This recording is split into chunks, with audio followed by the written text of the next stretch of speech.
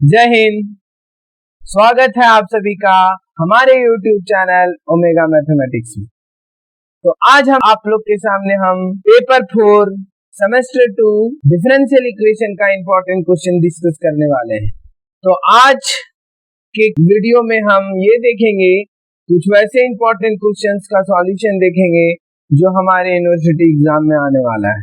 इससे पहले हम रियल एनालिसिस का इंपॉर्टेंट क्वेश्चंस आपके सामने दिए थे। क्वेश्चंस उम्मीद है कि आया ही होगा। आज हम डिफरेंशियल इक्वेशन, तो जिस प्रकार से रियल एनालिसिस का पैटर्न होता है, डिफरेंशियल इक्वेशन का भी पैटर्न वही होता है। ये आपको पता है। टोटल 80 मार्क्स, आपको 8 क्वेश्चंस रहेंगे, इन विच क्वेश्चन 1 इज कंपलसरी। साथ ही साथ आपको 7 क्वेश्चन में आपको क्या करना है, 7 क्वेश्चन में हमारा यानी कि क्वेश्चन नंबर 2, 3, 4, 5, 6, 7, 8 यानी ये 7 में आपको 3 क्वेश्चंस करने हैं और सबका पार्ट बटा हुआ है।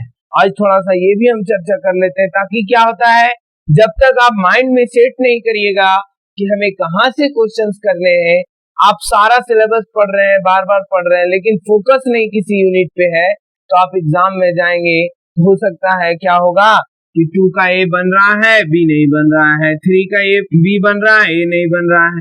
तो ये समस्या हो जाता है सभी विद्यार्थियों के साथ।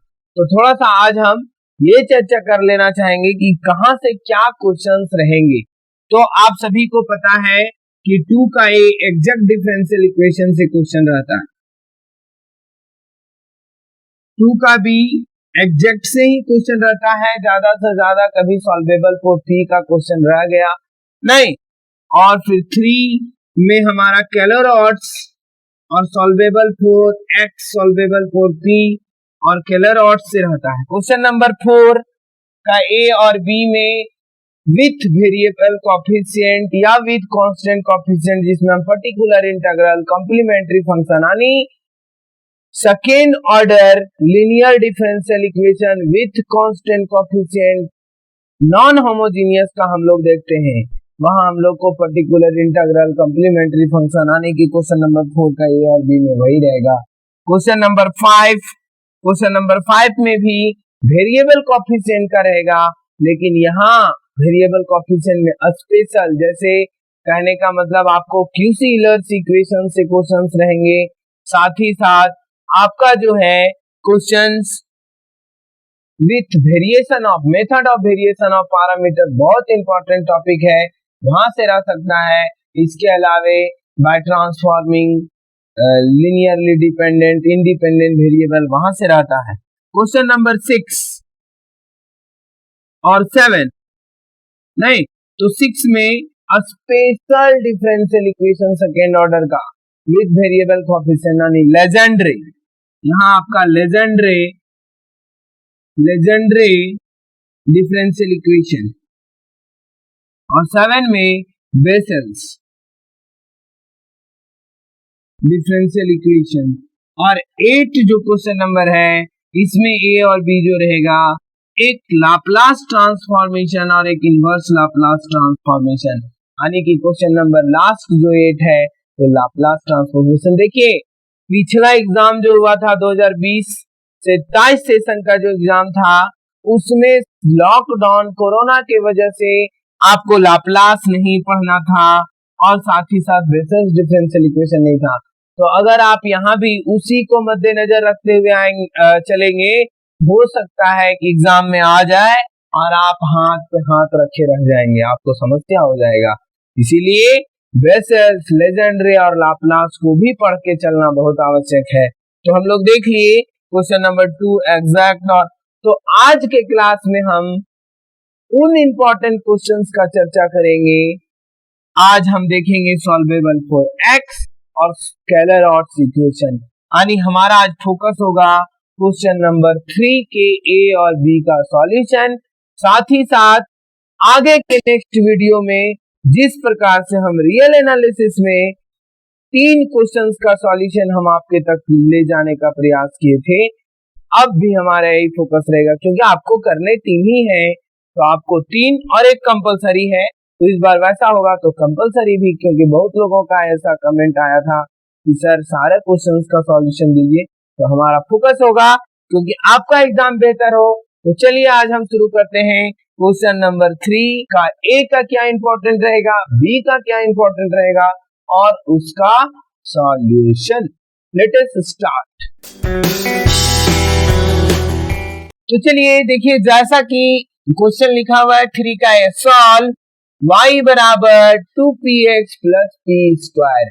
इसको देखिए क्वेश्चन यहाँ 2 का ए में आपका क्या क्या हो सकता है। हो सकता है आपको सॉल्वेबल फॉर p रहे, हो सकता है कि सॉल्वेबल फॉर x रहे, हो सकता है कि सॉल्वेबल फॉर y। 3 बातें हैं, 3 में से एक।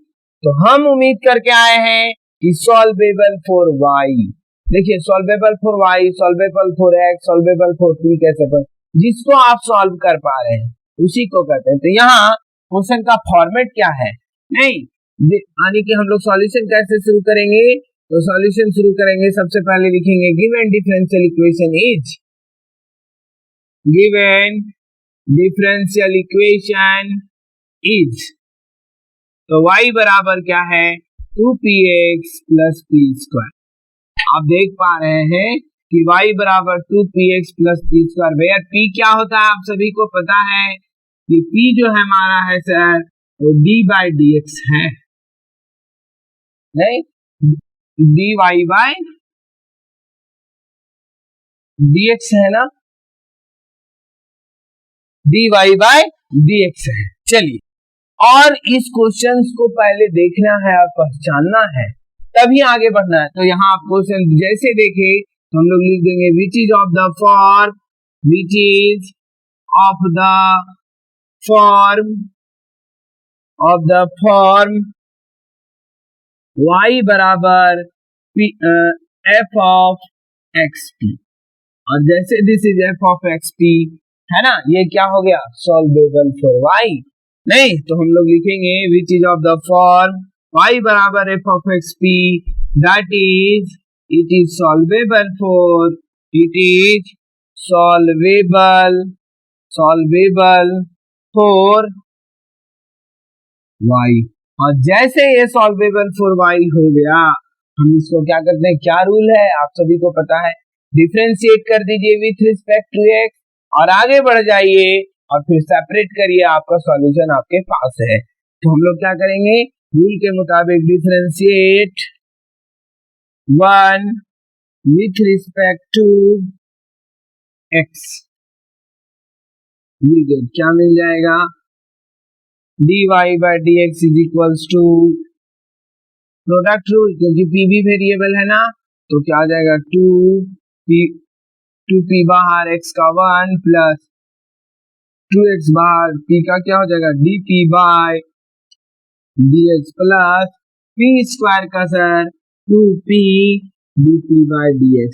देखिए and this implies dy by dx को हम p लिख सकते हैं, तो this is p, this is equals to 2p plus 2x dp by dx plus 2p dy by dp by dx, and this implies, अब यहां से फोकस हमारा रहेगा, क्या फोकस रहेगा कि सेपरेट करिए वेरिएबल सेपरेबल, p और x में क्वेश्चन है ना, तो p को एक तरफ x को एक तरफ करने का प्रयास। तो इससे पहले देखिए यहां से लेफ्ट में लाएंगे, तो दिस इंप्लाइज क्या हो जाएगा p माइनस 2p, यानी this is minus p is equals to, अगर यहाँ से हम कॉमन ले लें dp बाई dx, क्या आ जाएगा sir 2 into x plus p dp by dx, and this implies आप कहेंगे सर हमारा क्या देगा minus p by x plus p is equals to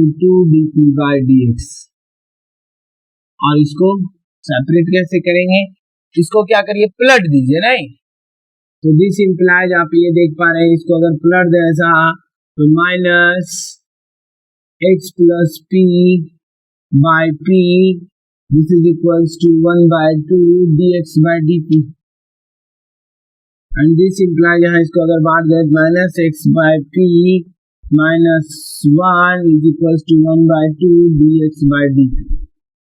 and this implies dx by dp is equals to, क्या आ जाएगा, इस 2 को इधर गुना कर दें तो आ जाएगा, इसको राइट साइड ले जाएंगे तो this is plus 2 by px plus 2 is equals to 0, नहीं, and this implies dx by dp plus 2 by px बराबर -2। और इस डिफरेंशियल इक्वेशन को पहचानिए। अब हम लोग इस डिफरेंशियल इक्वेशन को पहचानिए, ये क्या है, एक लीनियर डिफरेंशियल इक्वेशन है। आप स्कूल में पढ़े हैं, याद है, स्कूल में हम लोग पढ़े होंगे क्लास 12 में dy by dx plus py बराबर q रहता था। तो ये डिफरेंशियल इक्वेशन को हम लोग लीनियर डिफरेंशियल इक्वेशन कहते हैं ना।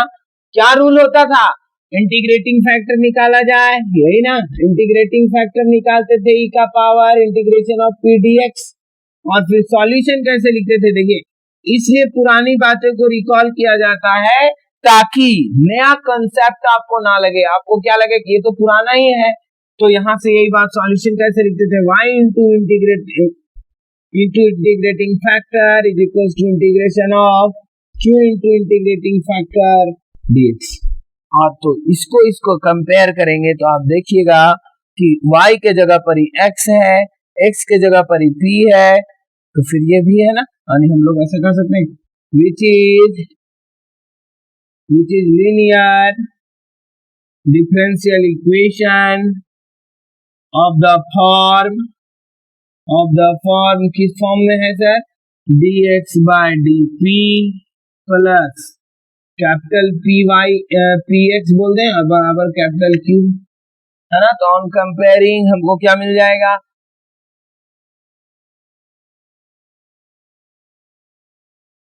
on comparing we get क्या मिल जाएगा, देखिएगा सर क्या मिल जाएगा, capital P is equals to आ जाएगा 2 by P and capital Q आ जाएगा -2। और इसी कंसेप्ट का यूज करके इंटीग्रेटिंग फैक्टर क्या हो जाएगा, therefore integrating factor is equals to e का power integration of p dx। तो वहां dx लिख रहे थे क्योंकि विथ रिस्पेक्ट टू x था, यहाँ विथ रिस्पेक्ट टू p है तो क्या लिखेंगे, dp। और e का पावर, ये कैपिटल P है, ध्यान रखना है, ये क्या है, कैपिटल P है, ठीक है। ये नहीं कि ये P को और ये P को सेम नहीं समझ लीजिए। तो कैपिटल P क्या है, 2 by P, this is 2 by P dP and this is equals to क्या आ जाएगा, e का पावर 2 बाहर 1 by P dP का log P, और आप देख पा रहे हैं this is equals to e का पावर, ये 2 ऊपर चला जाएगा तो log P square and this is equals to log का बेस e, और यहाँ भी बेस e, तो ये P स्क्वायर स्कूल में सीखे हैं आप लोग, नहीं, 11th-12th का ही एक कंसेप्ट है। तो यहाँ से इंटीग्रेटिंग फैक्टर क्या आ गया सर, इंटीग्रेटिंग फैक्टर आ गया p स्क्वायर, हेंस सॉल्यूशन। अब सॉल्यूशन बोलिए कैसे लिखेंगे, यहाँ कैसे लिखे थे, y into integrating factor is equals to integration of q into integrating factor dx। तो यहाँ y के जगह पर यहाँ क्या है, x, और x के जगह पर तो हम क्या लिखेंगे, सॉल्यूशन क्या हो जाएगा, x into integrating factor is equals to integration of q और इंटीग्रेटिंग फैक्टर, और dx वहां लिखा करते थे क्योंकि विथ रिस्पेक्ट टू x था, यहाँ विथ रिस्पेक्ट टू p है, तो dp। तो कंसेप्ट को माइंड में सेट करिए, कंसेप्ट अगर आपके पास है ना तो आप कुछ भी कर सकते हैं, नया नहीं लगेगा। नहीं तो होता क्या है कि सॉल्वेबल फॉर p आ गया सर, कैसे सॉल्व करें, देखिए यहाँ से कोई नया चीज है, आपका सारा कंसेप्ट पुराना, कुछ किए इसमें, कुछ नहीं किए, with respect to x differentiate कर दिए, dy by dx को लिख दिए p, और फिर वेरिएबल सेपरेबल जो कि 12th क्लास में आप सीखे हैं, बस वहां x और y वेरिएबल रहता था, यहाँ x और p है, कुछ नया है क्या, कुछ नया नहीं है। तो आपके लिए चुटकी में इसी तरह से सॉल्वेबल फॉर x भी होता है, सॉल्वेबल फॉर p भी होता है। तो दिस इंप्लाइज हम क्या लिख देंगे, x इंटीग्रेटिंग फैक्टर आया है p square and this is equal to integration of q क्या है, -2 p square dp, and this implies this implies क्या आ जाएगा sir, x p square is equals to -2 बाहर, पी स्क्वायर का पी का power q by 3 plus C, integration constant देंगे ना, तो this implies x is equals to आ जाएगा -2/3 p plus C by p square. Finally हम लोग बोल सकते हैं एक्स बराबर -2/3 पी प्लस सी, पी का power -2। This is the final solution. अब देखिए इसमें क्या करना है, कुछ नहीं है, अगर इस x का मान क्वेश्चन में पुट कर दें, क्वेश्चन क्या था, क्वेश्चन हमारा था y बराबर 2px प्लस पी स्क्वायर, और जैसे यहाँ x का वैल्यू पुट करेंगे और एलिमिनेट कर देंगे p को, हमारा आंसर आ जाएगा। तो हम लोग फाइनल आंसर में उतना लंबा नहीं लिखना है, सिर्फ लिख देना है putting the value of x in given differential equation we get solution after कब, after eliminating p, क्योंकि p ही तो p तो अभी dy by dx है ही, तो p को एलिमिनेट करेंगे ना, तो उतना करने की आवश्यकता नहीं है। सॉल्वेबल फॉर p यही कहता है कि आप x निकाल दीजिए, सॉल्वेबल फॉर y में x निकल गया, मेरा काम समाप्त। नहीं, इसी तरह से तो this is the complete solution of 3, question number 3 का ए। अब हम आपके सामने क्वेश्चन नंबर 3 का बी लेके आए हैं, तो बी क्या है ये आपको सामने जल्दी लेके आते हैं, तुरंत उसका सॉल्यूशन इसी वीडियो में करेंगे। तो चलिए शुरू करते हैं क्वेश्चन नंबर 3 का बी। तो चलिए, जैसा कि बोर्ड पे क्वेश्चन लिखा हुआ है, क्या लिखा हुआ है 3 का बी में, 3 का बी देखिए हम पहले ही बता चुके हैं, ए में solvable for x, solvable for y, B में कैलरॉट्स फिक्स है, कैलरॉट्स आएगा ही चाहे जैसा भी आए। तो कैलरॉट्स इक्वेशन क्या होता है, सबसे पहले ये पहचान लें यहाँ, क्योंकि दिख रहा है क्वेश्चन क्या है, एक बार क्वेश्चन पढ़ लेते हैं। तो sin y cos px minus cos y sin px minus p is equals to 0। very important question for university exam review में, जो अभी एग्जाम होने वाला आपका तुरंत 12 तारीख को ये क्वेश्चन आ रहा है, यही मान लीजिए आप। तो फिर भी कैलरॉट्स इक्वेशन, क्योंकि ये पहचानने में भी कैलरॉट्स लग रहा है, नहीं लग रहा है, तो थोड़ा सा सबसे पहले हम लोग लिख लेना चाहेंगे कि द गिवन कैलरॉट्स इक्वेशन क्या होता है। तो देखिए कैलरॉट्स इक्वेशन होता है वैसा इक्वेशन जो y बराबर px plus f of p के फॉर्म में हो, ये पहचान लीजिए, वैसा differential equation which is of the form y is equal to px plus f of p।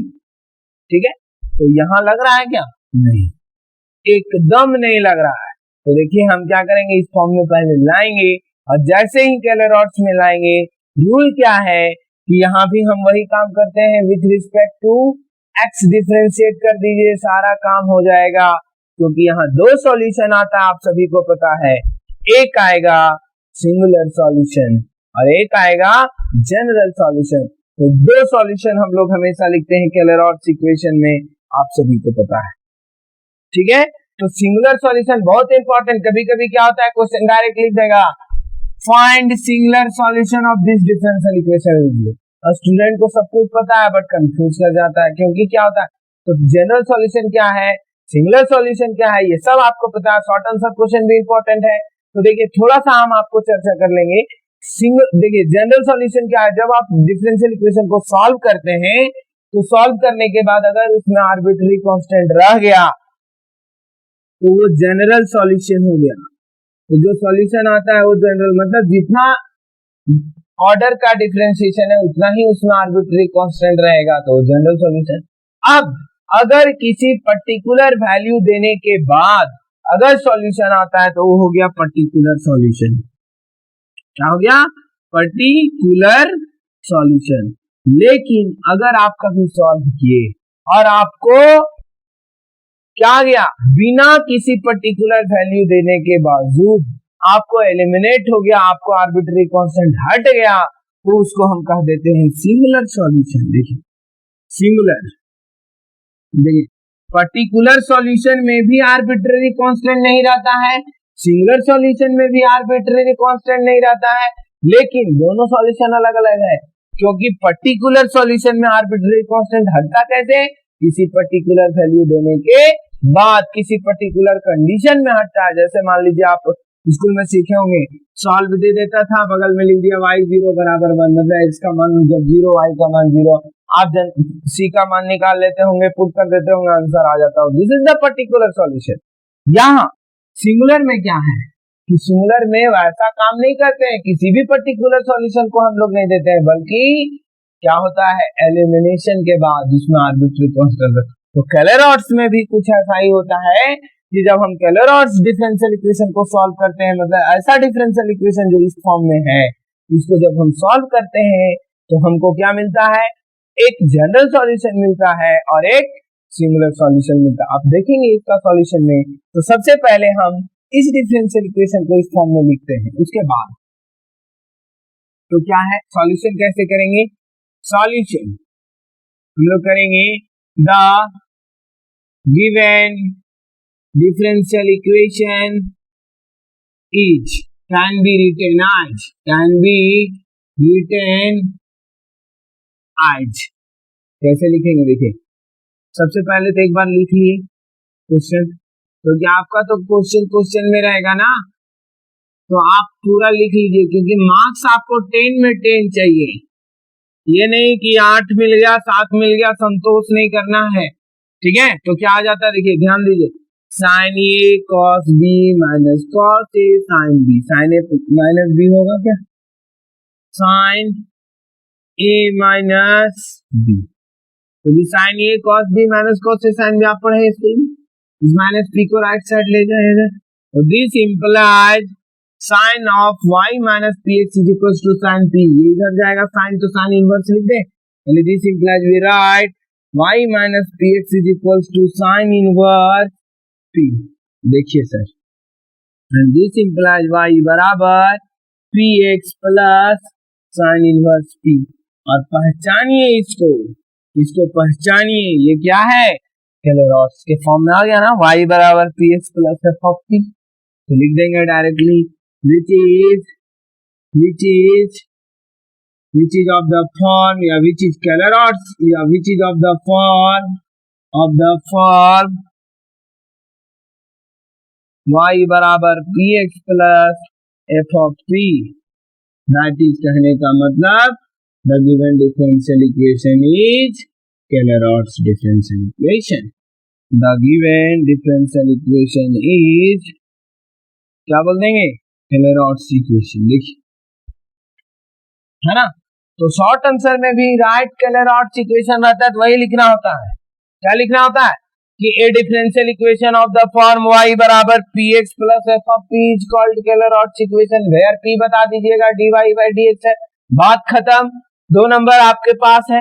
तो ये सब गिफ्ट है। देखिए डिफरेंशियल इक्वेशन टफ पेपर है ही ना, बहुत इजी पेपर है, जिसको क्योंकि ये अप्लाइड है, तो इसमें क्या होता है, बस थीम को समझिए, कंसेप्ट को समझिए, करना क्या है, हम तो क्या कर रहे हैं कैलर-ऑर्ट्स का एक क्वेश्चन सॉल्व कर देंगे, आपको कुछ भी आएगा आप कर सकते हैं, ठीक है, लेकिन इंपॉर्टेंट यही है, ये सब मेरा गेस किया हुआ है। तो देखिए क्या है कि आपको उम्मीद तो करना पड़ेगा कि क्वेश्चन आएगा, आया भी होगा उस पेपर में, आप देख पा रहे होंगे, तो क्वेश्चन आना ही है, लेकिन फिर भी आप अदर भी क्वेश्चन इसी मेथड से कर सकते हैं, उसमें क्या अलग क्वेश्चन अलग आ जाता है, यहाँ ऐसा नहीं।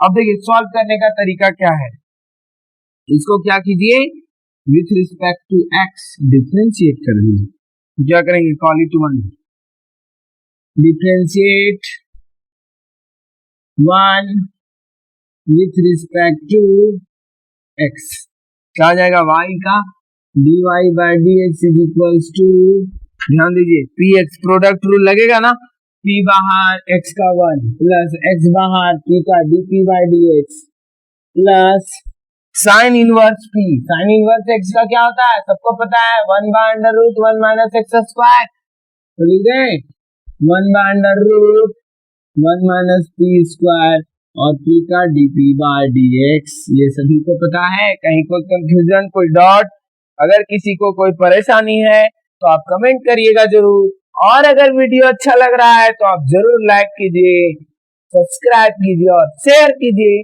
ताकि हम आपके पास जितना जल्दी हो सके वीडियो आपके सामने लाएंगे। तो क्वेश्चन क्या है, आगे बढ़ते हैं आप।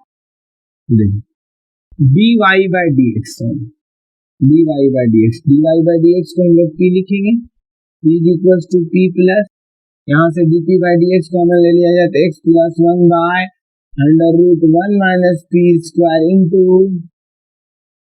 dt by dx, and this implies p से p कट गया ना, तो ऐसा लिख दे 0 equals to x plus 1 by under root 1 minus p square into dt by dx। अब देखिए दो का प्रोडक्ट 0, एक लाइन ऐसा लिख लीजिए, कहीं कंफ्यूजन नहीं होना चाहिए हम लोग को, dt by dx into x plus 1 by under root 1 minus p square is equal to 0। एक ही काम को दोबारा लिखे तो और लिख लीजिए। अब देखिए दो का प्रोडक्ट 0 का क्या मतलब है, या तो ये वाला 0 या तो ये वाला 0, this is either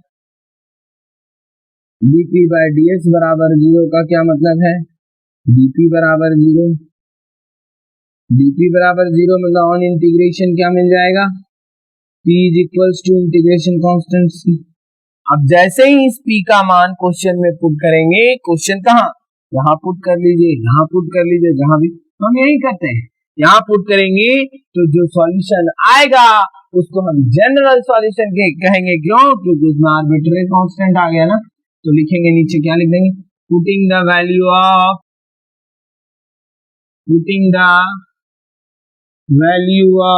p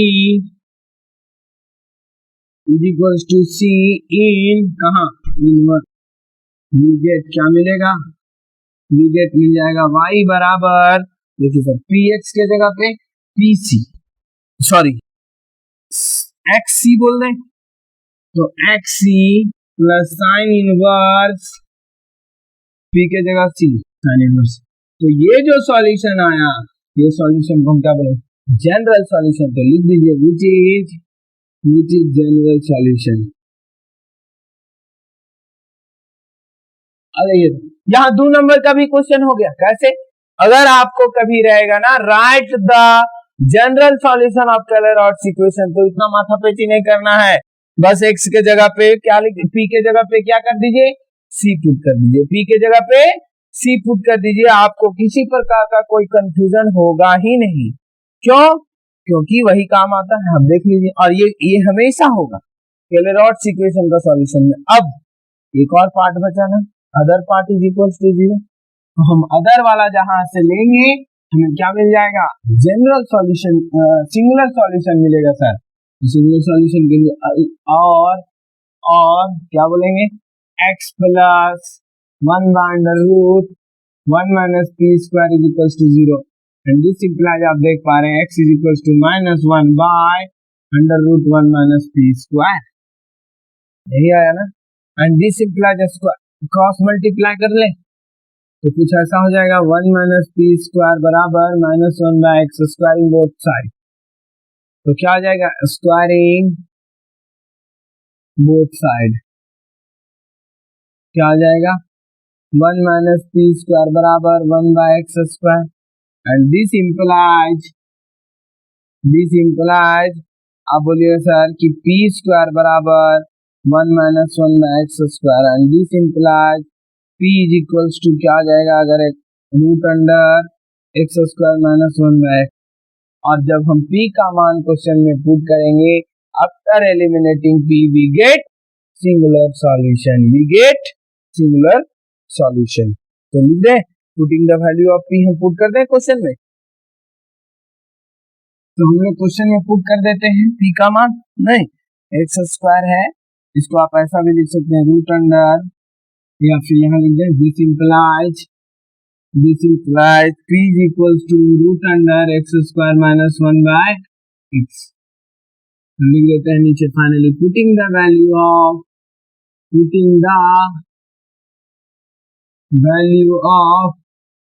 p in कहाँ, इन 1 वी गेट, देखिए क्या था y बराबर px plus sine inverse P था ना, तो देखिए पी के जगह पे रख दे, क्या आ जाएगा, y बराबर root under x square minus 1 by x into x plus sine inverse root under x square minus 1 by x. अब देखिए सर, देखिए क्या आ गया, एक्स एक्स कट गया तो root under x square minus 1 plus sine inverse x square minus 1 by.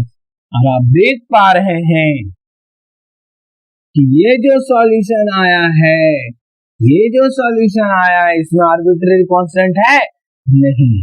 अब जैसे ही arbitrary constant नहीं है, ये सॉल्यूशन क्या कहलाएगा, सिंगुलर सॉल्यूशन। क्या कहलाएगा, सिंगुलर सॉल्यूशन। तो आप डेफिनेशन भी आपका रहेगा 2 नंबर में, तो आप लिख सकते हैं। अगर आपको रहता है कि व्हाट इज सिंगुलर सॉल्यूशन, तो लिखिएगा कि a solution which does not contain arbitrary constant is called singular solution। तो दिस इज द 2 नंबर आपको वहां भी मिल जाएगा। तो एक क्वेश्चन में बहुत सारे रिजल्ट्स भी आ जाते हैं, तो फाइनली लिख देंगे which is singular solution